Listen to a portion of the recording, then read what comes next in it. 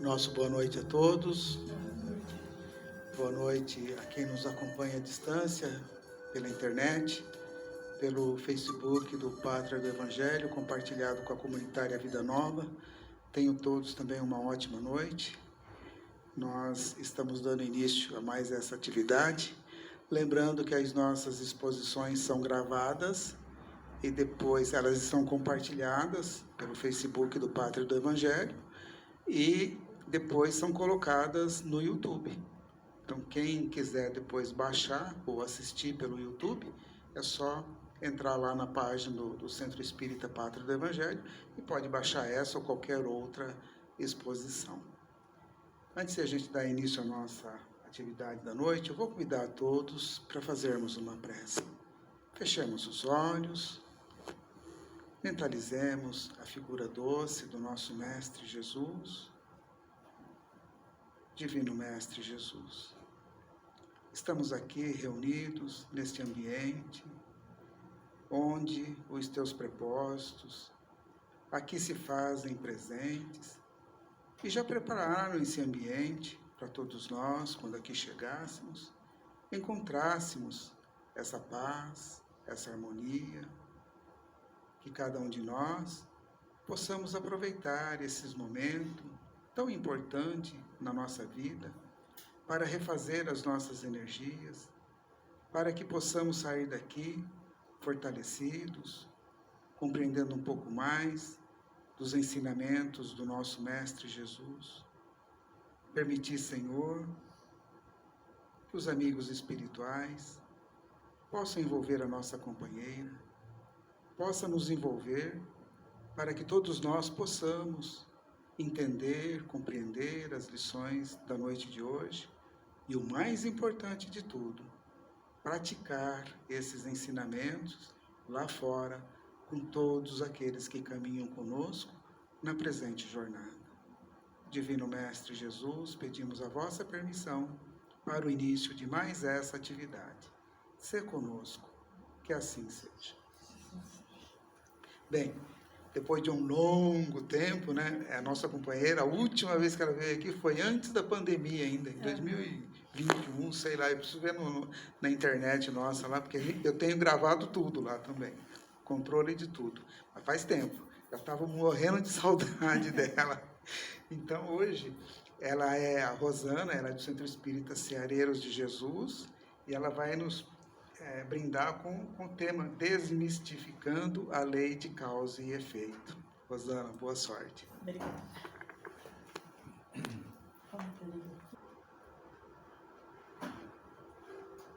Boa noite a todos. Primeiramente, gostaria de agradecer o convite. Fazia tempo mesmo que eu não vinha aqui, então é um prazer estar de volta aqui nessa casa. E hoje nós vamos falar um pouco sobre a lei de causa e efeito. Então, a humanidade, desde os primórdios, ela sempre teve a ideia, para obter uma coisa positiva, teria que ser feito um sacrifício. Nós vamos buscar lá bem antigamente, quando, para se ter uma boa colheita, tinha um sacrifício. Ou se sacrificava uma pessoa, um animal, alguma coisa assim. Para obter uma coisa positiva, tinha que ter um sacrifício. Aí a gente vai chegar até as promessas. A pessoa faz determinada promessa. Se eu tiver saúde, eu vou andar com um tijolo na cabeça, eu vou subir uma escadaria de joelhos. Então, qual é a ideia? Para eu conseguir uma coisa positiva, eu tenho que me sacrificar. O escritor Rubem Alves, que a maioria deve conhecer, ele fala, por que será que quando as pessoas fazem uma promessa, elas não fazem uma promessa tipo assim... Pede-se saúde a Deus. Deus, se eu tiver saúde, eu vou recitar uma poesia, eu vou fazer uma coisa positiva. Mas o sofrimento sempre teve na ideia da humanidade. Então vamos desmistificar esse sofrimento. Deixa eu ver a flechinha aqui.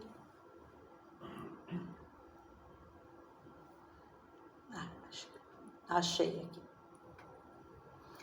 Então, provavelmente, todos nós já ouvimos essas frases, né? Deus te castigou. No Espiritismo a gente aprende que Deus não castiga ninguém, mas a gente sempre ouve, né? É o castigo de Deus, o castigo veio a cavalo, tipo dessas frases. Se está sofrendo é porque merece. Quem de nós pode afirmar que a pessoa está sofrendo é porque merece? Pode ter sido uma escolha dela.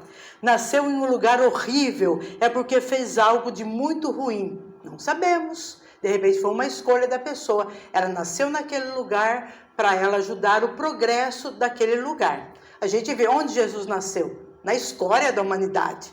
Ele não tinha nada ali, nada a dever, né? Então, essa frase não faz sentido.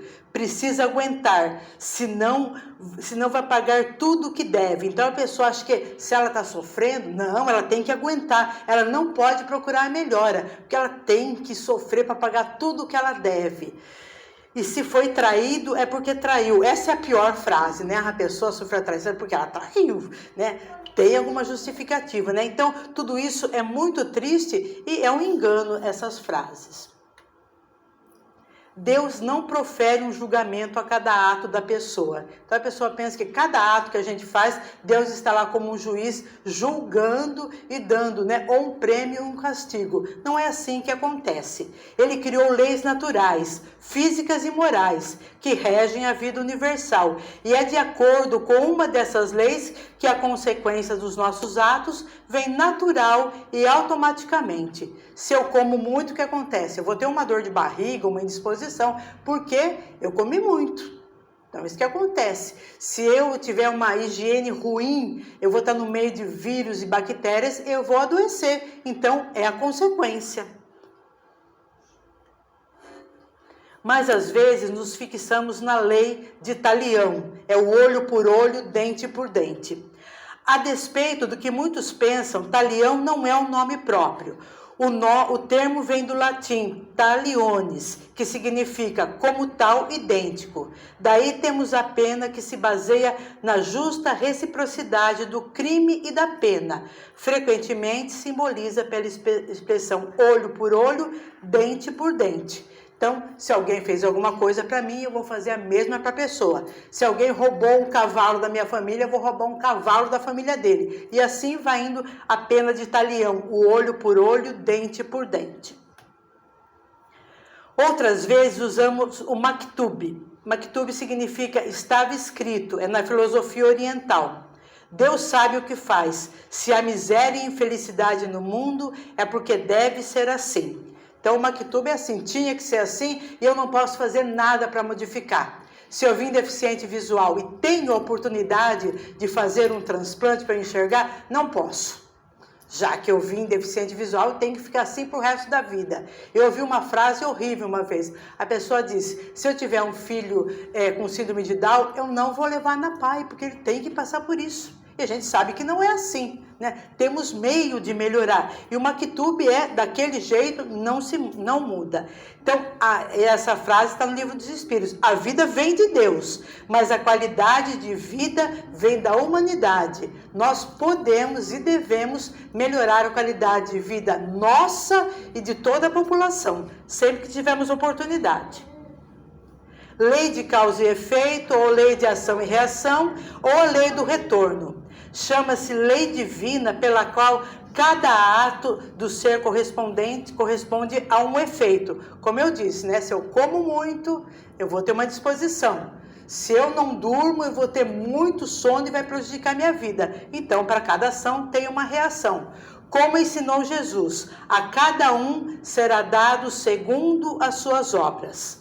Essa lei de causa e efeito, ela tem um caráter educativo, não punitivo. E Jesus foi um educador em excelência, jamais punição. Ele não pune ninguém. E nem a lei de causa e efeito. Ela não é punitiva, como muitos imaginam. Assim como a reencarnação.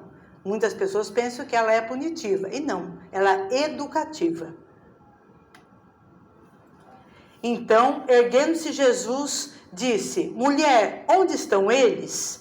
Essa passagem aqui é no apedrejamento daquela mulher, onde eles vão apedrejar a mulher e Jesus interrompe, né? Aquele que estiver sem pecado, que atire a primeira pedra. E depois disso, Jesus conversa com essa mulher, né? Mulher, onde estão eles? Ninguém te condenou? Disse ela, ninguém, Senhor. Disse então Jesus, nem eu te condeno. Vai e de agora em diante não peques mais. Então isso é educativo, né? Jesus não a condenou, mas ele faz aí uma afirmação para ela, né? Vai, segue seu caminho, mas não caia no mesmo erro. Aprenda com os seus erros. Aparecimento dos efeitos. Então, tudo que a gente faz tem um efeito. E como que esses efeitos aparecem? Então, tem 3 maneiras. De imediato, pratica-se um ato e dentro de um prazo curto, na mesma encarnação. Isso a gente já deve ter visto acontecer na nossa vida, ou na vida de muitas pessoas, né? De repente eu faço uma coisa aqui e acontece de imediato. Sei lá, eu faço uma calúnia de uma pessoa, de repente já vem nessa vida mesmo. A vida não é desse jeito. Após a morte do corpo físico, o efeito aparece na vida espiritual.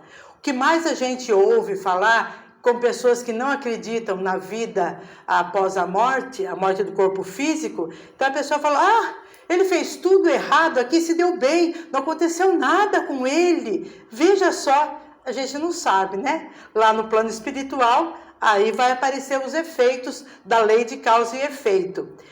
Na reencarnação, os atos da vida presente refletem em outras vidas. Então, nós somos herdeiros de nós mesmos. A gente não precisa nem ir na cartomante para saber o que nós somos na vida passada, nem no nosso futuro. A pedra no nosso sapato aqui vem lá de encarnações passadas. Às vezes dessa, mas na maioria das outras. E como vai ser o nosso futuro? Nós estamos preparando o nosso futuro. Nós queremos um futuro feliz?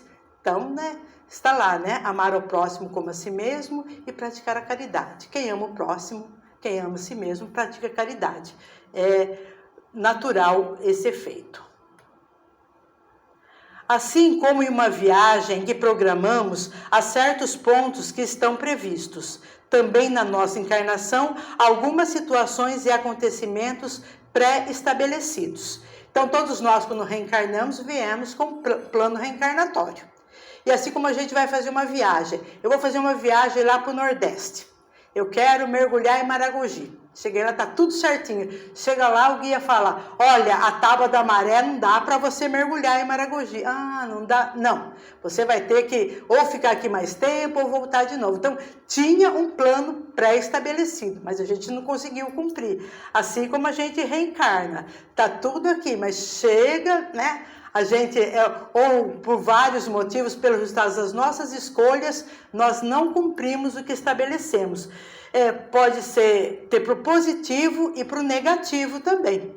Eu venho aqui, a gente conhece, todo mundo conhece aquela história, acho que é de Humberto de Campos, que o senhor veio aqui para perder um braço, Ele veio tudo estabelecido. Só que ele teve uma vida regrada, ele fez boas escolhas, então o que acontece? Ele perde apenas um dedo, então é no positivo. Ele veio com planejamento reencarnatório, só que aconteceu, Então, não foi o braço, foi o dedo, E pode ser pior também, De repente, ele podia até perder os 2 braços se a vida dele não fosse regrada de acordo com as escolhas deles. A nossa vida é feita de escolhas. Entretanto, temos a liberdade para escolher o modo como vamos enfrentar e reagir aos acontecimentos. É o nosso livre-arbítrio, como a gente vai agir em cada ação da nossa vida. Ninguém pratica o mal porque assim lhe esteja determinado. Vamos lá para o Livro dos Espíritos, na fonte. A pergunta 861. Ao escolher a sua existência, o espírito daquele que comete um assassínio sabia que viria a ser assassino? A resposta, não. Escolhendo uma vida de lutas, sabe que terá o ensejo de matar, mas não sabe se o fará. Ninguém há predestinado ao crime. Então a gente ouve falar isso também. Ele nasceu para ser ladrão, assassino, sequestrador. Não, o mal não é planejado. Ninguém veio aqui para isso. Foi uma escolha dele. De repente ele está tendo lá uma vida difícil, aí a escolha dele, ele vai escolher ou matar ou não matar, roubar, não roubar, sequestrar ou não sequestrar. Aí não é do planejamento. O Richard Simonetti fala no livro dele, o mal não é programado. Ninguém veio aqui programado para isso. E no Livro dos Espíritos também confirma, então isso não é programado. Reencarnação, castigo ou oportunidade de evoluir. Tem gente que ele encara a reencarnação como um castigo. Quem trabalha em reunião mediúnica sabe disso, né? Eu sou dialogadora quando tá lá é a pessoa, né? O que é o espírito? É uma pessoa. Então tá lá, você vai reencarnar. Ele, não quero. Aqui tá muito bom, e a família, ele pensa na família, né? E a família que eu vou ter? Não quero. Para ele, a reencarnação é um castigo. Aí, né, precisa a gente conversar com ele, a espiritualidade, dar um empurrãozinho, para ele ver que essa reencarnação é uma oportunidade de evoluir, de se melhorar, de ter uma vida mais leve. A alma, depois de residir temporariamente no espaço, renasce na condição humana, trazendo consigo a herança boa ou má do seu passado. A reencarnação, afirmada pelas vozes do além-túmulo, é a única forma racional porque se pode admirar a reparação das faltas cometidas e evolução gradual dos seres. Então, eu não vejo outro meio de a gente evoluir senão através da reencarnação. Imagina as pessoas aqui no nosso planeta. Um vive 10 anos, outro 40, uma senhora desencarnou esses dias 106 anos, cada um tem um tempo de vida. Um nasce no Brasil, outro nos Estados Unidos, outro na África subsaariana, cada um vai ter um modo de vida. E como isso? Deus joga dados? Não. É a reencarnação, é a oportunidade. Não tem outra forma de a gente reparar as nossas faltas, a gente evoluir gradualmente, senão pela reencarnação. Eu não vejo outro modo. E as pessoas também, quando a gente vai conversar amigavelmente, as pessoas que não acreditam na reencarnação, elas também, né? Como que vai evoluir? Numa vida só? Aí fica lá, não tem uma explicação. Todavia, o interessado tem sempre a liberdade de aceitar ou procrastinar a hora das reparações. Nós temos o livre-arbítrio. É como na escola. A gente vai na escola, o aluno que ele vai à aula, ele não falta, ele faz as provas, presta atenção, ele vai passar de ano tranquilamente. Agora, o outro que falta, faz bagunça, falta as provas, não tem disciplina, ele vai ficar patinando. Mesma coisa aqui na nossa encarnação, né? Se nós tivermos disciplina, tudo vai depender. Ou a gente pode procrastinar, né? Só vir aqui na Terra só para passear. Nos seus fatos culminantes, modificáveis sempre, entretanto por sua ação pessoal e pelo uso do seu livre-arbítrio, porque a alma é senhora dos nossos atos. Nós somos senhores dos nossos atos, né? Então não dá para terceirizar, não, né? Por causa do seu Valdir que não deu certo. Não, nós somos responsáveis por nossos atos. E a gente costuma terceirizar, né? Minha encarnação não foi boa porque minha família não colaborou. O pessoal do serviço não colaborou, não teve jeito, né? Não, mas nós temos esse livre-arbítrio, está lá no Livro dos Espíritos, né? Que com um pouco de boa vontade, mas é que a gente não tem essa boa vontade. A pergunta 269 no Livro dos Espíritos. O espírito pode enganar-se quanto à eficácia da prova que escolhe? Pode escolher uma que esteja acima de suas forças, então sucumbe. Voltando ao mundo dos espíritos, percebe que nada ganhou e pede para recuperar o tempo perdido. Então é muito fácil, né? Mesmo quando a gente pode deixar que eu vou dar conta de tudo, né? Chega aqui, né? A gente tem um esquecimento, chega aqui a gente sucumbe. Mas quando a gente volta lá, pede para recuperar o tempo perdido. Não está falando em castigo nenhum. Nós vamos voltar e recuperar esse tempo perdido. Talvez com maiores ou menores facilidades, mas vamos voltar. A pergunta 860. Pode o homem, por sua vontade e pelos seus atos, evitar acontecimentos que deviam realizar-se e vice-versa? Será que a gente pode? Pode, desde que esse desvio aparente possa caber na ordem geral da vida que ele escolheu. Então, como a gente citou a história daquele senhor lá que veio aqui para perder o braço e acabou perdendo o dedo. Sim, nós podemos amenizar nossas provas, sim, e temos todas as ferramentas para isso. E quais são essas ferramentas? Fazendo o bem, que é o único objetivo da vida. Ele pode impedir o mal. O que nós viemos fazer aqui no planeta? Fazer o bem, fazer todo o bem possível. O que é a caridade? A caridade é o amor em ação, é fazer o bem e impedir o mal. Isso é muito importante. Nem todo sofrimento é indício de uma falta cometida. Então, quando a gente vê uma pessoa sofrendo, a gente já aponta. Ah, deve ter feito coisas horríveis na outra encarnação. Ah, né? E a gente não sabe. Não sabe se a pessoa escolheu, não sabe se ela está passando por aquele sofrimento, até pela família. Já vimos casos assim. Então, aqui é a palavra do Leon Denis. Todos aqueles que sofrem não são forçosamente culpados em via de expiação. Muitos são simplesmente espíritos ávidos de progresso que escolheram vidas penosas e de labor. Então ele escolheu aquela vida, ele está bem. Já aconteceu, deve ter acontecido com todo mundo, você vai visitar uma pessoa doente, né? A gente já faz aquela cara assim de dó. Chega lá, a pessoa está bem. Ela está bem. Para ela não é nada de penoso, para ela é tranquilo. Ela está passando por aquela vida tranquilamente. Ela escolheu e está passando tranquilamente por esses momentos penosos aí, né? A gente, né, que faz de repente, né, um drama, né? Eu tinha uma tia que é assim, tudo ela fazia um drama, né? E não era assim. E a pessoa estava tranquila. Olha, aquela pessoa, ela trabalha tanto e tal, mas ela estava gostando daquela vida que ela escolheu.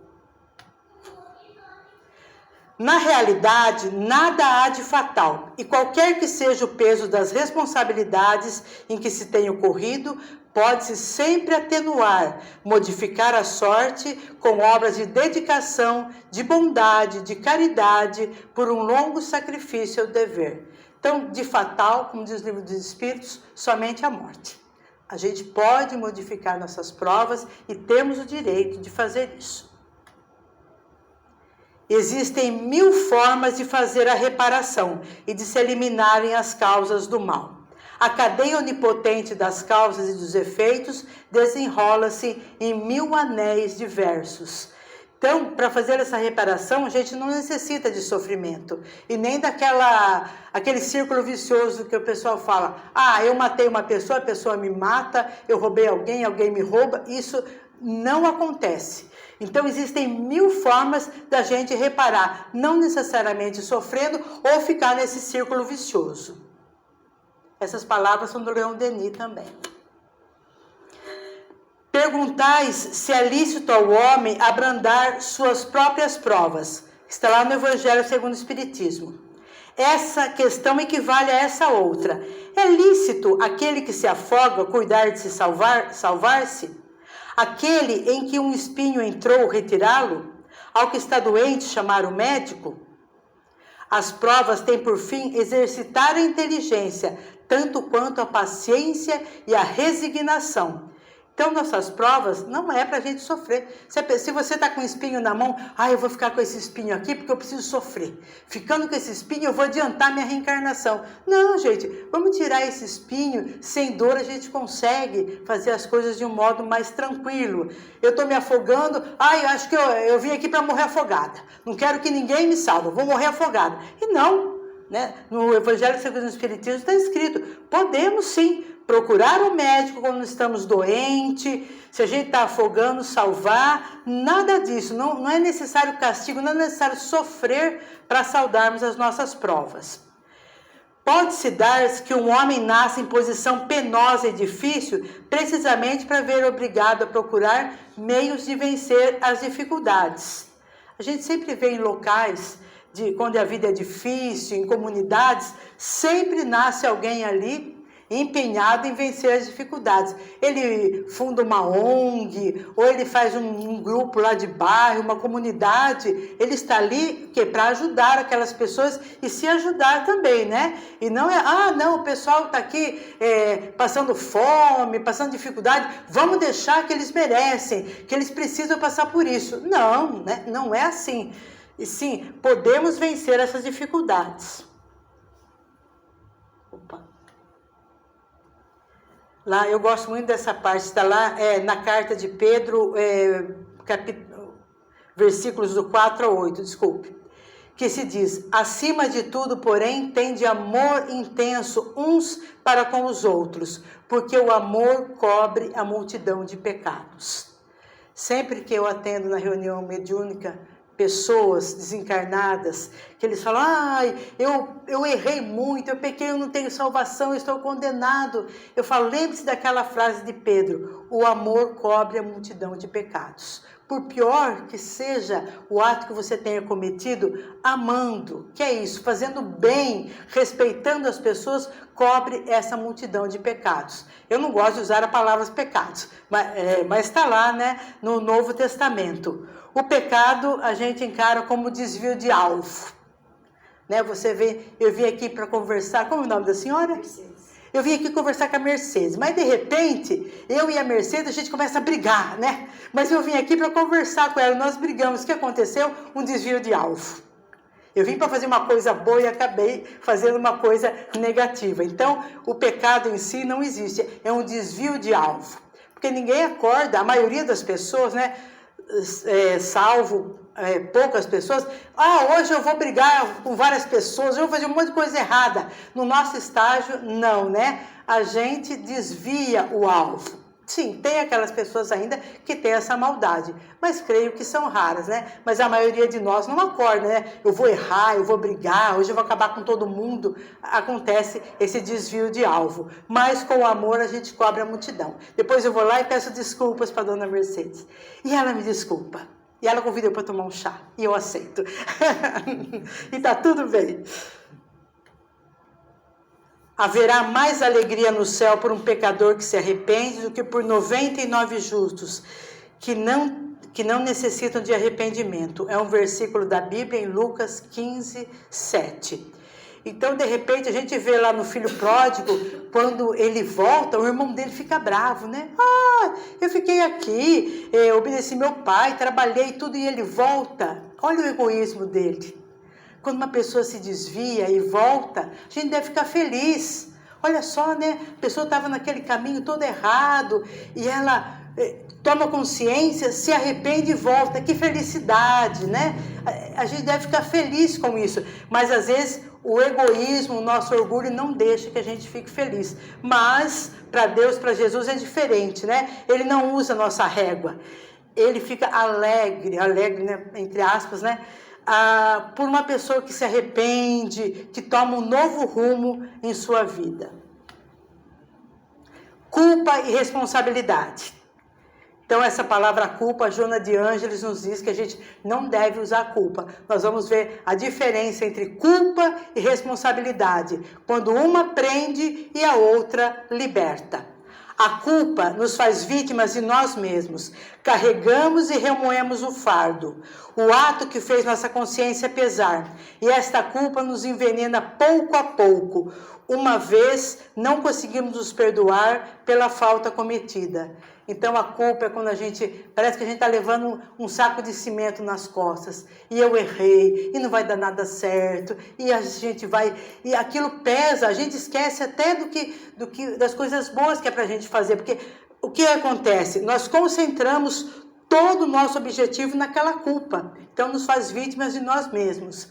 Esses dias na evangelização foi feita uma dinâmica sobre o perdão. Foi feito com os adolescentes. Mas eu já fiz com crianças menores também. Foi colocado um saquinho de areia aqui, um saquinho de areia, e foi pedido para eles fazerem a tarefa normal. Vai dar uma volta no auditório, sai lá, vai ao banheiro, tome água e tal. Aí eles começaram a reclamar: mas está pesando!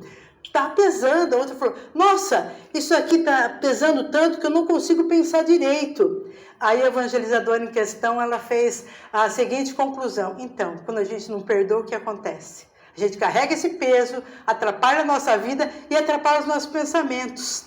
Aí quando eles tiraram, ai, que alívio, é quando a gente perdoa.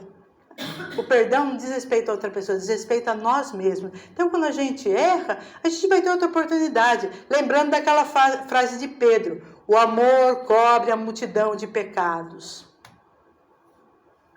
Nos responsabilizamos, agora a responsabilidade, nos responsabilizarmos pelas escolhas que fazemos, pelas atitudes que tomamos, significa entender que nada mais somos que semeadores daquela semente que logo frutificará, e ali colheremos, seja bom ou não. Então, podemos concluir, queremos sim cometer muitos e muitos erros em nossas vidas, muitas falhas conosco e com terceiros, mas acima de tudo, nos cabe o entendimento de nos responsabilizar e não nos culpar. Tá bom, eu pisei na bola, eu fiz uma coisa errada, fiz, mas eu posso consertar.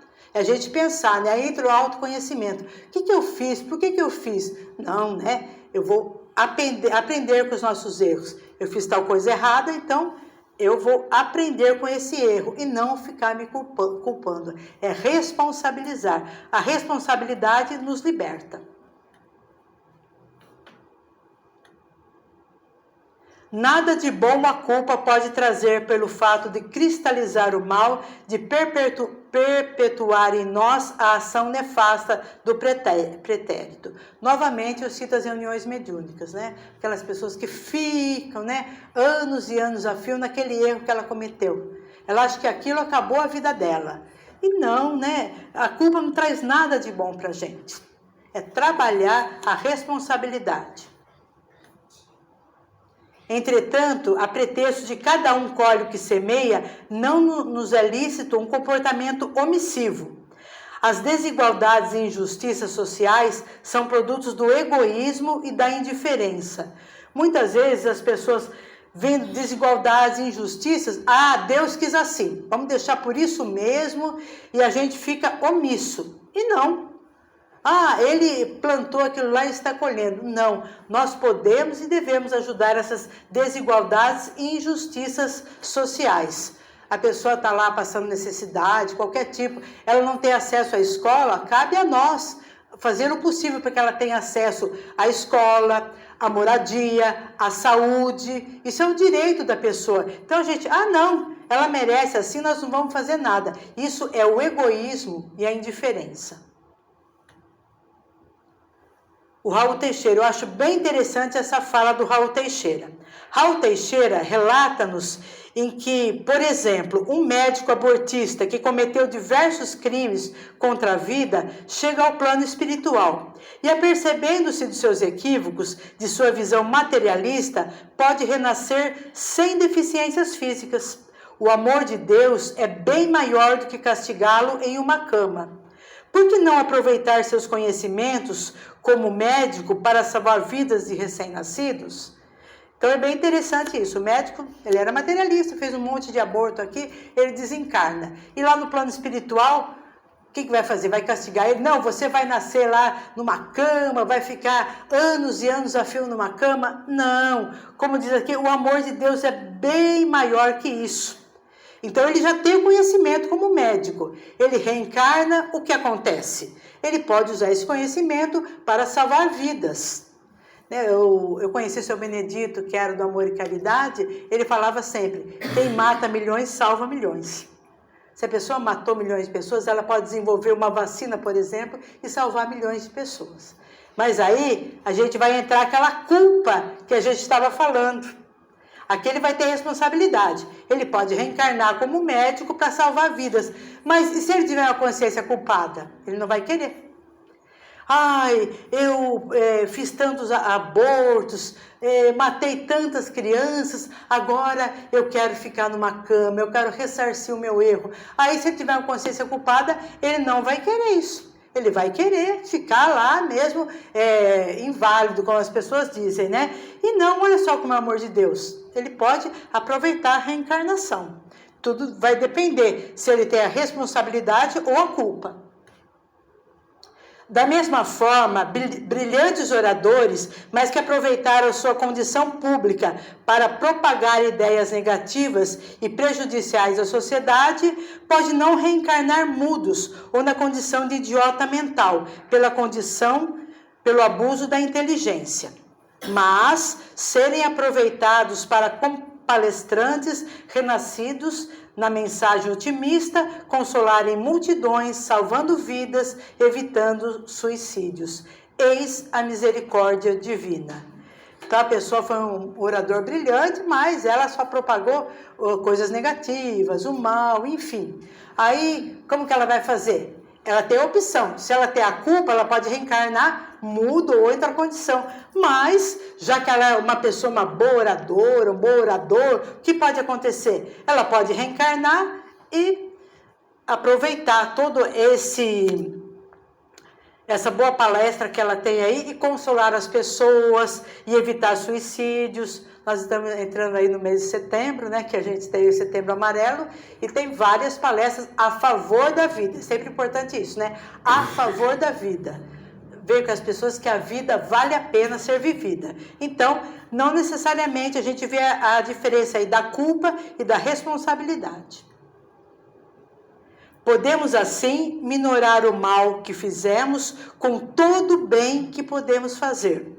Então, se a gente fez o mal, não necessariamente a gente precisa sofrer, mas devemos fazer o bem.